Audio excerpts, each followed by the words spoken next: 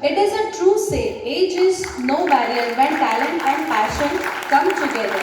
The young author has poured his imagination, creativity, and hard work in crafting this book. So let us give a big round of applause and invite our little author, Master Ayush Umesh Vadekar, on the stage for the grand inauguration of his incredible book.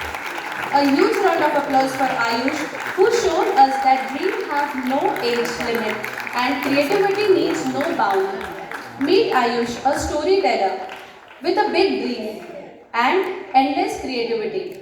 From an early age, he discovered his love for writing, and his stories have already been published in well known weekly and monthly magazines.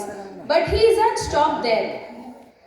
He all set to release his first book, a collection of short story that's sure to charm and inspire. His passion for storytelling came from his curious mind and love for everything creativity, including drawing and calligraphy.